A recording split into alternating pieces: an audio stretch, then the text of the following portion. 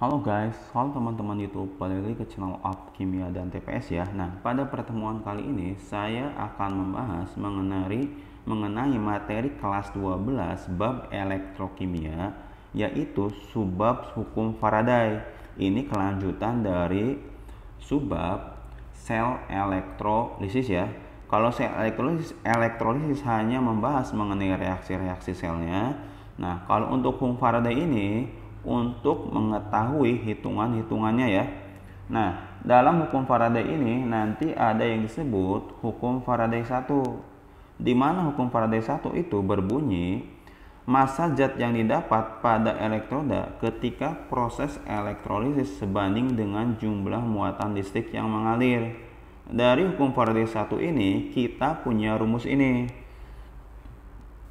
Jadi di sini ada W ini massa yang diendapkan ya, satuannya gram, itu sama dengan AR dikali I ini kuat arus, T ini waktu dalam detik atau second, B ini bilox logam yang mengendap biasanya, atau emang kalau misalkan ada yang mengendap di katoda itu pasti logam ya, dikali 96500. Nah, sedangkan untuk hukum Faraday 2, dia bunyinya massa zat yang dihasilkan pada suatu elektroda selama elektrolisis wake ya, massanya berbanding lurus dengan massa ekuivalennya. Massa ekuivalen itu ME itu sama aja dengan AR per bilox ya. Nah, di sini kita dapat rumus dari hukum Faraday 1 itu W sama dengan massa ekuivalen 1, kemudian dibandingkan dengan W2 sama dengan massa ekuivalen 2. Nah, dari rumus hukum Faraday 2 ini bisa kita tulis, penulisannya diubah seperti ini, di mana massa ekuivalen itu sama aja dengan AR per bilox ya. Atau bisa kita juga nulisnya jadi dibikin seperti ini, W1 per bilox 1 dibagi AR1 sama dengan W2 dikali bilox 2 per AR2. Nah, mungkin kalian ada menemukan rumus untuk hukum Faraday 2 ini agak sedikit beda-beda ya. Ini intinya sama saja, diputar-putar dari basicnya rumus yang ini. Berarti kalau kita kasih keterangan ulang, W ini maksudnya massa logam yang mengendap ya, itu dalam gram. Kemudian AR ini massa atom relatif logam yang mengendap, I ini kuat arus dalam ampere, T ini waktu dalam detik, kemudian bilox ini maksudnya bilox logam yang mengendap. Nah, kemudian di sini saya mau membagikan tips atau trik untuk penggunaan hukum Faraday pada soal atau tips hitungan ketika kita menghitung sel elektrolisis dan hukum Faraday ya. Nah, jika kalian menemukan di soal itu ada sebuah larutan yang diketahui atau yang ditanyakannya hubungannya dengan massa, bisa kalian langsung gunakan hukum Faraday 1. Nah, kalau kalian mengetahui di soal itu ada dua buah larutan yang dielektrolisis secara seri, kemudian yang diketahui atau ditanyakannya massa, bisa kalian gunakan langsung hukum Faraday 2. Nah, kemudian jika pertanyaannya aneh-aneh atau pertanyaan itu tiba-tiba dihitung volume, kemudian tiba-tiba dihitung pH dan sebagainya ya, ini saya sarankan kalian gunakan cara stoikiometri. Cara stoikiometri ini apapun pertanyaannya nanti bisa dijawab, termasuk tipe kalau ada satu buah larutan ditanyakan massa, dua buah larutan ditanyakan massa. Inti dari cara stoikiometri ini, kalian buat reaksi elektrolisis di katoda dan anodanya, kemudian cari mol elektron atau Faraday-nya, kemudian kita cari mol elektron Faraday-nya pakai rumus ini ya. Bisa mol elektron atau Faraday itu I kali T per 96500 atau massa dibagi massa ekuivalen ya, atau W dikali bilox per AR ya, dimana I kali T itu sama aja dengan Q atau kolom ya. Nah, setelah kalian mencari mol elektronnya, kita cari mol yang ditanya menggunakan menggunakan persamaan reaksi dan konsep bahwa perbandingan koefisien itu sama dengan perbandingan mol. Nah, kemudian baru kita cari sesuai apa yang ditanyakannya ya. Nanti rumus bantunya, mol ini bisa massa dibagi mR, mol dalam keadaan STP, volumenya dibagi volumenya dibagi volume molarnya ya. Jadi volume dalam keadaan STP dibagi 22,4. Kemudian bisa juga kalau diketahui jumlah partikel, tinggal kita bagi dengan bilangan Avogadro.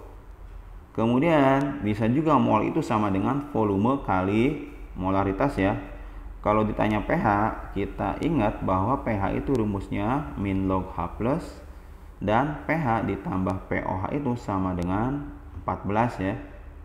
Untuk lebih jelasnya, mari kita lihat contoh soal hukum Faraday. Nah, contoh soal yang pertama, ini ada larutan CuSO4 dielektrolisis selama 2 menit dengan arus 2 ampere. Ditanya berapa massa tembaga yang mengendap di katoda. Berarti ini poin-poin yang diketahui di soal. Nah, yang ditanyakan massa mengendap di katoda ya. Kalau kita perhatikan di sini yang dielektrolisis ada satu buah larutan CuSO4, kemudian yang ditanyanya massa.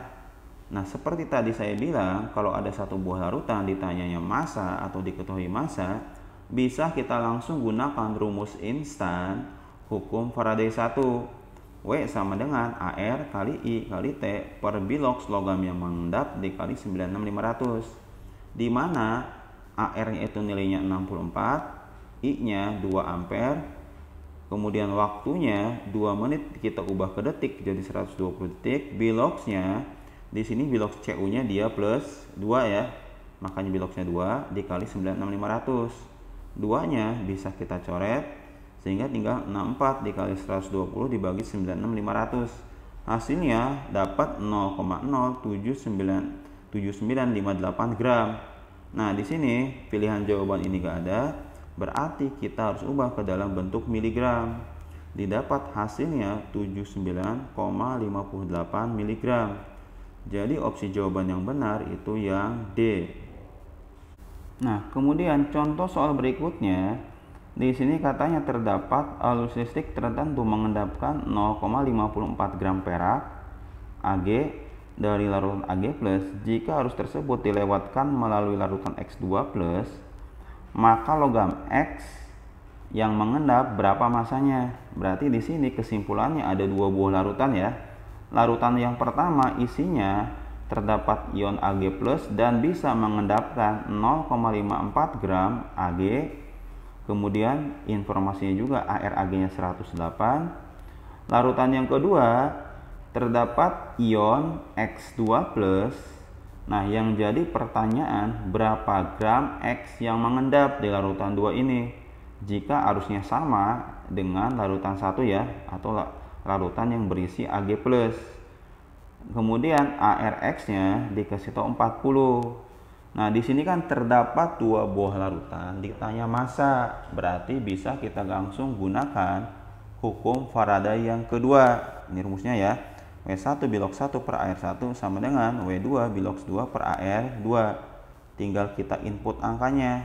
Massa yang pertama itu yang Ag 0,54, biloxnya itu plus 1, AR-nya 108.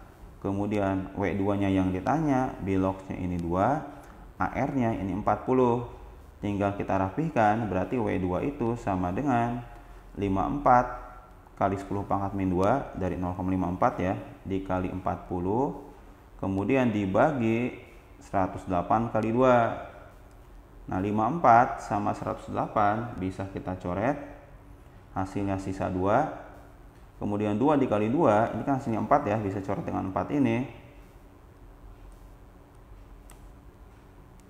Berarti sisa 1, tinggal 10 dikali 10 pangkat min 2. Berarti dapat 0,1 gram. Jadi opsi jawaban yang benar itu yang A. Nah, untuk contoh soal berikutnya, di sini ada elektrolisis kalium nitrat selama 100 menit dengan arus 2 Faraday. Jumlah gas yang terbentuk di anoda pada STP. Nah, kalau ada soal seperti ini akan kita gunakan, ini kan yang ditanya di luar masa ya. Amannya kita gunakan cara stoikiometri.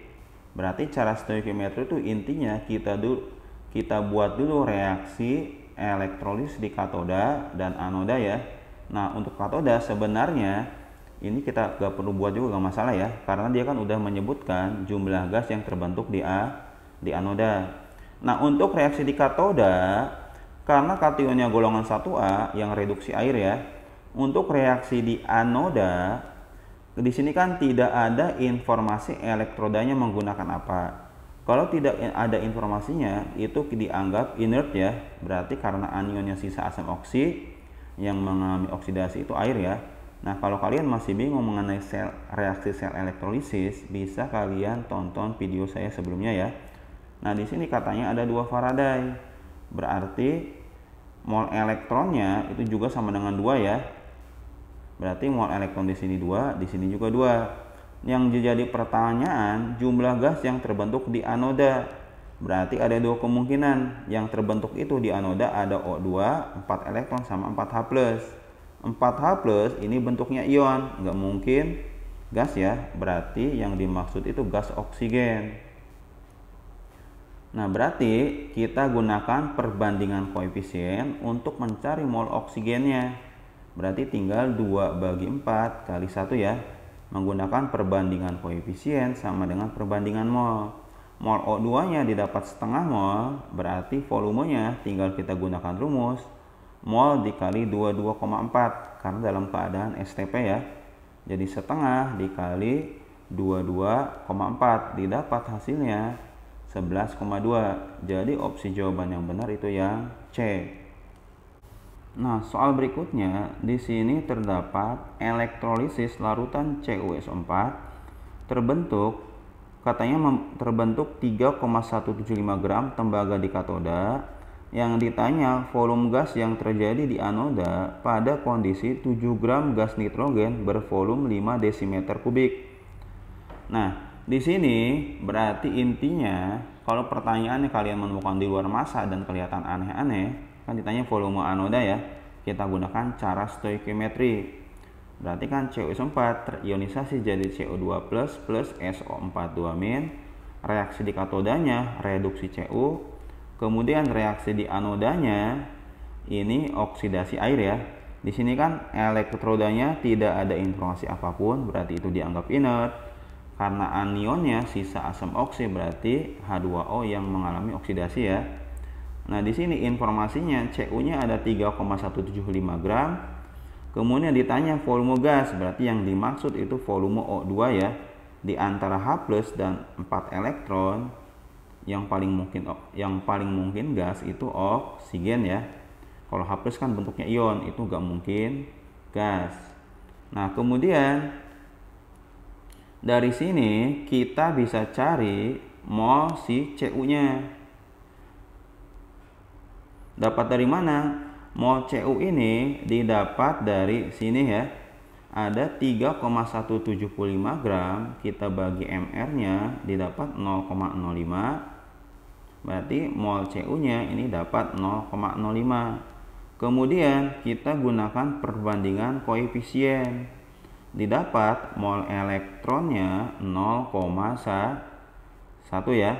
Jadi inti dari pengerjaan cara stoikiometri ini, kita akan mencari mol elektronnya terlebih dahulu. Berarti ini kita cari mol Cu-nya 0,05, dapat 0,05, terus kita pakai perbandingan koefisien dapat ini ya. Nah, selanjutnya mol elektron di katoda dan anoda ini pasti sama ya, karena arus listriknya sama ya. Jadi kalian jangan lihat koefisiennya. Ini seringkali kalian salah, ini 2, ini 4. Ini bukan berarti dikali 2 ya. Ini walaupun koefisiennya beda pada saat kita menuliskan di sini ya, ini jumlahnya sama. Berarti elektron di anoda juga 0,1 mol. Selanjutnya tinggal kita gunakan perbandingan koefisien untuk mencari mol O2-nya. Didapat 0,1/4 ya. Jadi didapat dari 0,1 bagi 4 kali 1. Nah, yang jadi pertanyaan, volume diukur pada saat 7 gram gas nitrogen, volumenya 5 desimeter kubik. Berarti kita gunakan rumus V1N1, V2N2.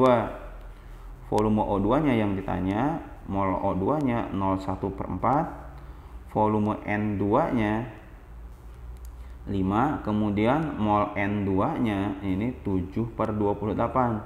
Didapat dari massa 7 gram, MR-nya 28 ya.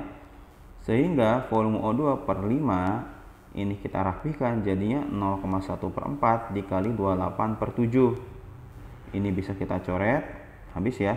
Berarti sisanya tinggal 0,1 dikali 5, didapat 0,5 desimeter kubik. Berarti jawaban yang benar itu yang A.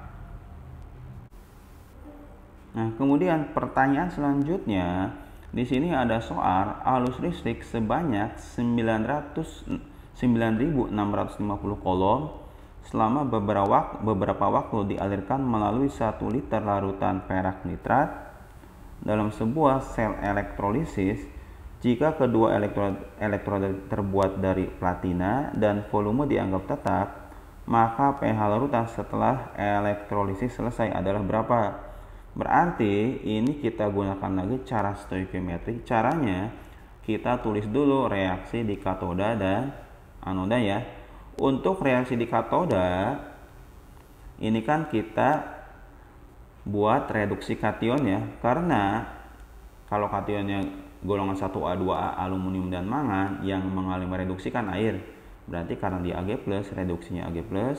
Kemudian untuk reaksi di anoda, dia menggunakan elektrodanya platina inert, berarti kita lihat anionnya sisa asam oksi, berarti yang mengalami oksidasi air, oksidasi itu air ya. Nah, langkah selanjutnya di sini kan yang jadi pertanyaan pH larutan. Yang namanya pH pasti kita harus mencari konsentrasi H+ atau konsentrasi OH-. Nah, di sini adanya kan konsentrasi H+ di sini nih. Berarti ini pertanyaannya, berapa pH yang ada di anoda ya. Nah, selanjutnya ketika kita gunakan cara stoikiometri, kuncinya kita harus cari mol elektron. Mol elektron kan bisa kita gunakan rumus I kali T per 96500, atau I kali T itu sama aja dengan Q atau muatan kolomnya ya. Sehingga mol elektron itu sama dengan 9650 dibagi 96.500. Berarti ini hasilnya dapat 0,1 mol ya. Berarti mol elektron di katoda dan di anoda sama-sama 0,1 mol. Karena yang ditanya kita butuh mol H+-nya ya, untuk mencari konsentrasi H+-nya kita gunakan perbandingan koefisien. Ini kan sama-sama koefisiennya 4, berarti molnya juga 0,1. Selanjutnya kita cari konsentrasi H+-nya.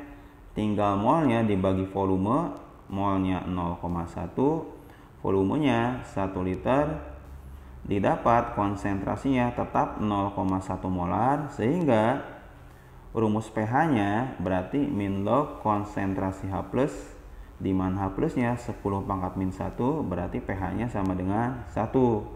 Makanya didapat opsi jawaban yang benar itu yang B. Nah, demikian untuk pertemuan kali ini. Dukung terus channel ini dengan cara like, share, and subscribe ya.